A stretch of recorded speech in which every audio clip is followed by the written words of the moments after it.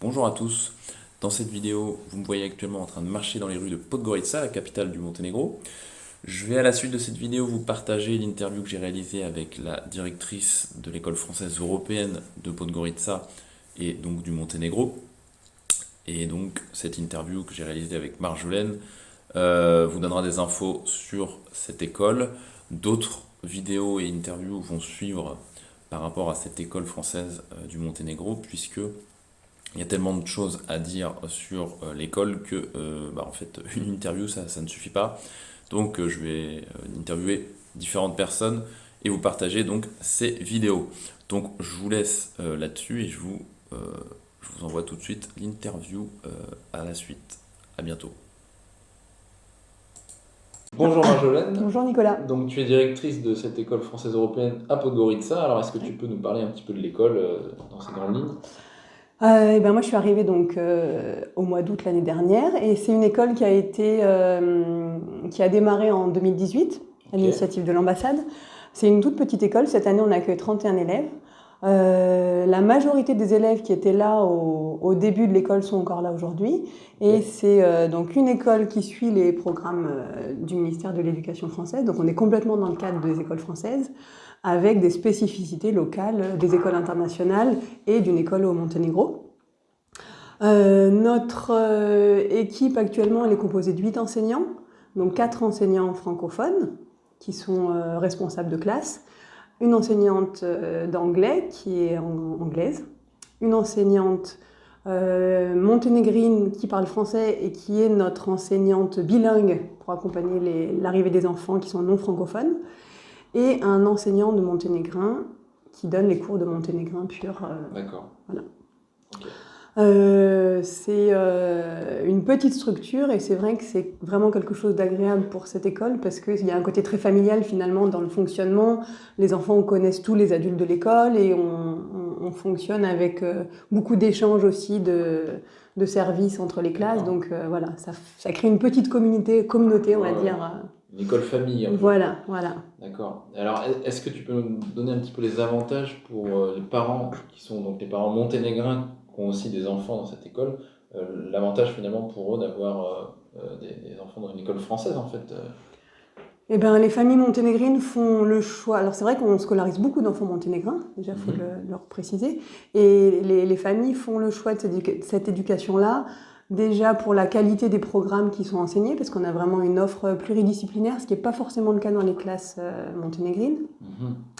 On a ce côté d'ouverture à l'international avec plusieurs langues, et c'est vrai que les enfants qui terminent leur parcours dans notre école sont bitrilingues, voire plus s'ils ont choisi des options en fin de parcours au niveau des langues. Et ça ouvre des possibilités pour faire des études à l'international, ce qui est plus compliqué quand on ne sort pas d'une école comme ça. C'est vrai. Et puis après, au niveau des méthodes d'enseignement, on est quand même très différent de ce qui est proposé dans les écoles monténégrines, parce que dans le système local, il y a peu d'heures passées à l'école, les cours sont assez transmissifs, et après les enfants ont énormément de travail à la maison. Alors que nous, c'est l'opposé, il y a beaucoup d'heures à l'école, mais les méthodes qu'on utilise font que les enfants acquièrent les connaissances et les compétences en classe, et il y a très peu de travail à la maison, c'est plus pour faire le lien entre la famille et l'école, Ouais. mais pas pour retravailler les connaissances qu'on a vues. Mais c'est vrai qu'en termes de temps scolaire, nous on a 26 heures de scolarisation par semaine Ok. en classe, alors que je crois que dans les écoles monténégrines, ils sont autour de 2 heures par jour, c'est-à-dire une dizaine d'heures sur la semaine. Tout à fait. Voilà. Ouais, c'est vraiment une Donc c'est une philosophie. grosse différence. Ouais, ouais, Ouais. Et c'est vrai que les parents monténégrins sont vraiment satisfaits de cette pédagogie d'enseignement qu'on ne trouve pas forcément dans les écoles ici. D'accord. Et justement, par rapport au projet de l'école, est-ce que tu as des projets que tu veux mettre en avant ici dans... Nous, on est vraiment on a, on va dire, 3 axes qui sont importants pour nous au niveau de l'école. Le premier axe, c'est le côté plurilingue, avec justement cette dynamique autour des langues qui fait qu'on ne va pas avoir des langues séparées les unes des autres, mais on essaie vraiment de lier les langues les unes avec les autres, de permettre finalement aux enfants d'avoir des excellentes capacités de communication, mais qui vont être capables d'adapter au contexte, aux personnes avec qui ils sont en interaction, et finalement d'avoir ces capacités-là dans différentes langues. Au niveau de l'écologie aussi, on a vraiment mis ça au centre de notre projet d'école, avec l'objectif d'intégrer ça complètement au quotidien dans les pratiques de classe. Alors on a à la fois des projets spécifiques sur l'environnement. Par exemple, en ce moment, on a des petites commissions le mercredi matin où tous les élèves de l'école sont mélangés et où on va faire des petits projets sur 3 semaines. Il y a une commission déchets, il y a une commission jardin, une commission animaux, une commission énergie. Et puis voilà, après avoir fait 3 semaines sur une commission, ils vont tourner pour faire un nouveau projet. Et du coup, les enfants sont très acteurs. Voilà, on a mis en place le tri des déchets sur l'école, alors que ça se fait pas du tout au Monténégro pour l'instant. On a créé un petit jardin, donc on arrose les plantes tous les jours. Dans Des la gestes verts, voilà, quoi. des petits gestes. On fait du papier recyclé pour montrer qu'est-ce que c'est le recyclage, parce qu'en fait, le mot c'est joli, mais après comprendre ce que ça veut dire, si on le fait concrètement, on se rend beaucoup plus compte de ce que ça signifie.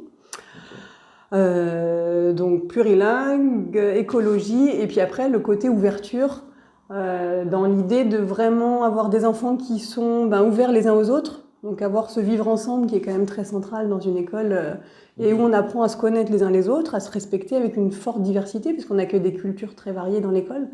On a évidemment des enfants français, des enfants monténégrins, mais on a aussi des nationalités russes, nigériens, hollandais, enfin voilà, on est vraiment très international, voilà. Et donc cette question de la diversité et de l'ouverture aux autres, elle est aussi centrale. Et puis avec aussi, on essaie d'être connecté avec d'autres structures locales, mais aussi d'autres structures dans d'autres pays. Voilà, vraiment cette idée d'être connecté un peu au monde à différentes échelles. Sur les parents qui se posent des questions, par exemple, sur les programmes d'enseignement du coup, de l'école, est-ce que tu peux nous dire 2 mots là-dessus? Alors on suit vraiment les programmes du ministère de l'Éducation. D'accord. Donc on a les mêmes compétences à valider. On a un système d'évaluation justement en fin de cycle et en fin d'année qui s'appuie complètement là-dessus. Et après, en plus, nous, on rajoute des compétences autour des langues qui ne sont pas incluses dans les programmes en France. Okay. Donc ça c'est en extra, on va dire. Mais c'est vrai que au niveau de la maternelle et de l'élémentaire, c'est exactement comme une école en France. Et au niveau du collège et du lycée, là, on fonctionne avec le CNED, donc les cours à distance. Et là, c'est même des cours qui sont envoyés depuis la plateforme du CNED aux élèves qui sont scolarisés à l'école. Et nous, on les accompagne sur cette scolarisation-là. Ok. Et du coup, tu es également donc une expatriée toi-même donc au Monténégro. Alors, est-ce que tu peux nous raconter un petit peu ta vie au Monténégro, ce que tu penses de cette situation ici? Moi, je suis arrivée donc avec mon mari et mes 2 enfants il y a un petit peu moins d'1 an. Et franchement, c'est une belle surprise, quoi, parce que je connaissais pas du tout le pays au départ, et je trouve qu'en qualité de vie, en particulier en tant que parent, on a une tranquillité, une détente. Il y a des enfants qui jouent partout dans les rues. Il y a un côté où il y a beaucoup plus de sérénité sur le fait d'avoir confiance au quotidien pour faire grandir les enfants ici. Au niveau de l'école, moi je suis aussi ravie qu'ils soient dans ce milieu avec plus de diversité. Je trouve que c'est intéressant aussi sur ce qu'ils rencontrent. Et puis le Monténégro, c'est quand même très beau. Et moi je suis assez sensible à la nature. On voit que voilà, dès qu'on sort de Podgorica, en 10 minutes on est sorti de la ville et je suis épatée. Dès que je prends la voiture, je suis ravie. Minutes d'un grand lac, c'est avec l'autoroute, vous allez être, je crois, 35-40 minutes de station de ski, 45 minutes de la première plage. Il y a peu de villes en Europe qui offrent autant de proximité avec autant de loisirs différents. Donc il y a vraiment une qualité de vie qui est très très appréciable. Et puis même dans la ville de Podgorica, c'est une capitale, mais c'est une petite capitale. Et c'est vrai que c'est pas la plus belle capitale du monde, mais il y a des grands parcs. Juste à côté de l'école, il y a le parc de Gorica avec des parcours d'acrobranche. Les enfants, ils adorent y aller. Avec l'école, on y va aussi. C'est vrai qu'il y a une proximité finalement de la nature, même en ville, qui est sympa. Et puis on trouve tout ce qu'il faut, quoi. Ça reste une ville. C'est abordable comme ville. C'est une ville abordable en termes de coût. C'est clair. Complètement, on n'est pas sur des prix parisiens, bordelais ou nantais. Oui, non, très très loin. Et aussi. Qu'est-ce que tu peux répondre, par exemple, aux inquiétudes, par exemple, des parents aujourd'hui en France qui trouvent que l'école Et le niveau scolaire se dégrade en France. Il y a une baisse de niveau en fait des élèves en sortie j'allais dire, de système. Mais est-ce que tu penses qu'une école internationale comme celle-ci peut répondre un petit peu, je dirais, aux angoisses, mais en tout cas aux attentes des Français qui sont un petit peu déçus, même quand ils sont en France, dans des écoles, même parfois privées, Ouais. et qui se posent des questions, est-ce que c'est le bon plan, cette école à Podgorica, si je déménage, si je vais vivre à l'étranger, quoi. Eh ben, je pense qu'on a la chance finalement d'être une école française qui donc s'appuie sur les programmes qui sont quand même des programmes assez intéressants, quoi. Au point de vue de l'offre de base, je pense que l'éducation française a quand même cette qualité-là d'être vraiment pluridisciplinaire et avec un niveau d'exigence assez élevé.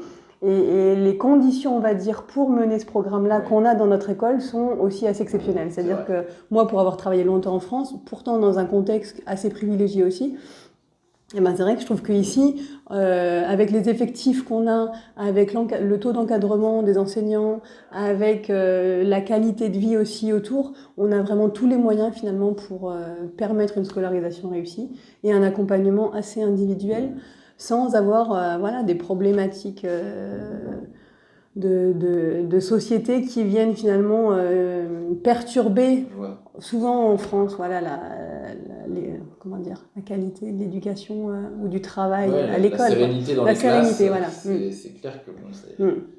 Ici, on a cette chance-là. Qu'est-ce qui te motive au quotidien justement dans cette école pour avoir toujours la patate et puis donner le maximum, on va Et dire. mener... Eh ben, moi déjà, je trouve que c'est quand même un métier qui me passionne toujours autant. Le fait d'être avec les enfants, ils ont une curiosité, une énergie au quotidien qui fait que voilà, ils nous laissent pas indifférents. Ouais, c'est ça. On peut pas s'arrêter, quoi. Et après, c'est vrai que on a vraiment envie de les accompagner. Et en plus, je trouve que dans cette école, moi, j'ai vraiment rencontré une équipe avec une dynamique et une complémentarité qui est vraiment motivante. Oui, c'est vrai que vous entendez bien dans l'équipe. Hein, on s'entend bien et puis chacun voilà, a vraiment des compétences qui sont différentes d'une personne à l'autre, ce qui fait que c'est un beau projet à mener ensemble pour accompagner les enfants et puis pour vraiment voilà, les préparer aux enjeux de demain, les accompagner pour qu'ils aient confiance en eux, qu'ils se connaissent, qu'ils sachent quels sont leurs points forts, qu'ils arrivent à coopérer ensemble, à innover, et avec évidemment ce background de connaissances propre à la base de l'école, quoi. Donc quels sont les avantages pour les parents français d'avoir leurs enfants qui apprennent donc la langue locale, le monténégrin, ici dans cette école? Alors déjà, c'est vrai que c'est une langue qui est parlée au Monténégro, mais qui est aussi très proche de tous les pays des Balkans finalement. Dans les Balkans, ils se comprennent tous très bien.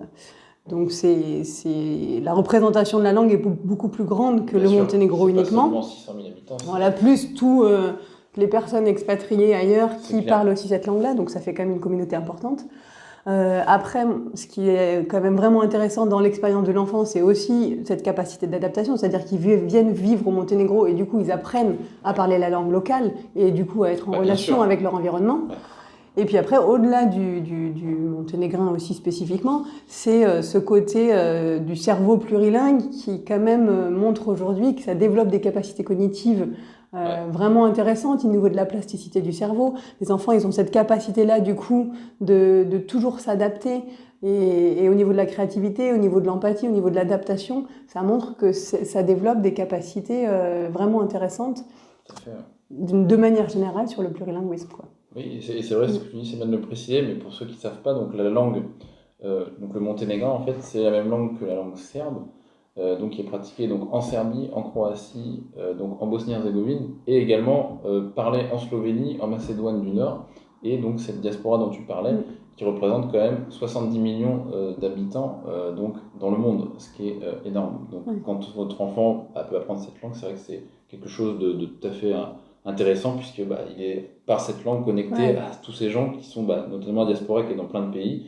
et donc tous les pays d'ex-Yougoslavie, donc c'est quand même assez intéressant. C'est beaucoup plus que 600 000 personnes, c'est vrai que c'est bien ce que tu dis. Qui est assez limité. Tout à fait.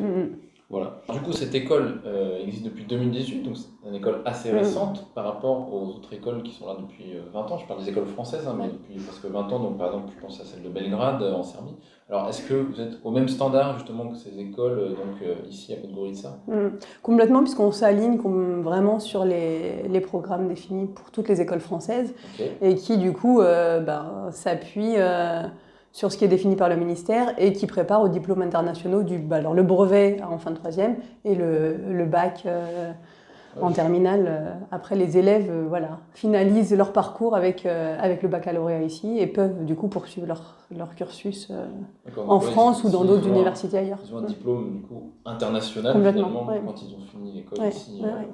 Ça ouvre que des portes, a priori. Et puis on propose aussi des certifications de langue, comme ça ils peuvent valider leur niveau de langue de manière officielle aussi. D'accord. Et la certification PIX pour les élèves de 3e. Très bien. Et sur l'école ici cette année, est-ce qu'il y a des nouveautés ou dans les années à venir, est-ce qu'il y a des nouveautés qui sont prévues, je ne sais pas, dans les activités Au niveau des activités, on va continuer à développer, parce que le projet d'école qu'on a défini là justement avec les grands axes, c'est pour les 3 années à venir. Donc on va poursuivre ça. Et par contre, on a un projet de déménagement, comme j'évoquais tout à l'heure dans la visite, pour être dans des locaux qui nous permettront d'accueillir plus d'élèves. Oui, tout à fait. Voilà. Comme là, il y a une croissance des élèves pour assumer toutes ces nouvelles inscriptions. Alors oui, du coup, je voulais parler un petit peu des activités aussi extrascolaires des enfants ici. Qu'est-ce qui s'y fait Alors, au niveau, nous, de l'école, on a une offre d'accueil, on va dire, les mercredis après-midi en plus, puisque ce n'est pas des horaires d'école. Oui, peut-être juste pour préciser, nos horaires d'école sont donc de 26 heures par semaine de classe.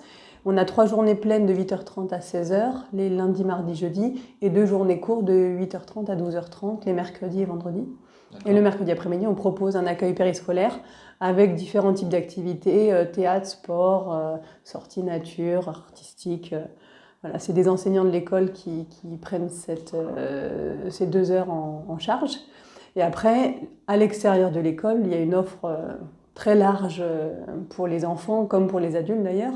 Les Monténégrins sont très sportifs, donc on trouve tout type de sport pour n'importe quel âge, mais aussi toutes les activités artistiques. C'est vrai que quand on veut proposer à ses enfants des activités en plus de l'école, il y a vraiment une offre de qualité aussi qu'on peut trouver ici. D'accord. Donc on a vu tout à l'heure justement que Podgorica est une ville justement qui, non seulement à l'intérieur il y a des activités puisque c'est une capitale, il y a beaucoup d'activités quand même dans la capitale, autour de la capitale également, avec cette diversité en termes d'environnement.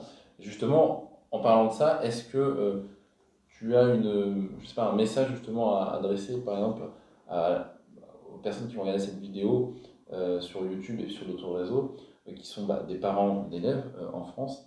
Qu'est-ce que tu pourrais leur dire par exemple pour des parents qui cherchent donc une bonne éducation pour leurs enfants, un bon cadre scolaire, bref, quel message tu pourrais leur donner pour éventuellement leur donner envie d'inscrire leurs enfants, pourquoi pas ici dans cette école, quoi. Eh ben, venez nous voir. Comme ça, vous découvrirez l'école, on pourra se rencontrer, échanger aussi. Et c'est vrai que l'aéroport est à 20 minutes, c'est vraiment accessible. Ça vous permet de passer des vacances sympathiques au Monténégro et puis de découvrir concrètement. Oui, c'est vrai que c'est pas bête du tout. En fait, les gens peuvent éventuellement, puisque déjà le Monténégro c'est un pays où on vient en vacances, et donc pourquoi pas venir en vacances, en profiter pour visiter l'école. Voilà. Vous avez On aucun est risque tout à fait. les personnes, je pense que vous pouvez vous accommoder pour faire des visites en après-midi. Enfin, il y a des créneaux de possibles. On s'organise toujours pour pouvoir accueillir les familles, et c'est vrai on est ravis d'accueillir des Français dans l'école française. C'est clair, voilà. c'est clair. Ça nourrit complètement la dynamique de l'école. Et les gens justement, où est-ce qu'ils peuvent vous contacter pour prendre contact avec vous? Est-ce que vous passez par le site de l'école française européenne directement ou Sur le site de l'école, vous trouvez toutes les coordonnées. Après, on a un compte Instagram et puis un compte Facebook. Danitza, que vous avez rencontrée, est très réactive là-dessus, donc elle répondra avec plaisir à toutes les demandes. Bon, très bien. Merci Marjolaine pour Merci Nicolas. cette interview. À bientôt. À bientôt.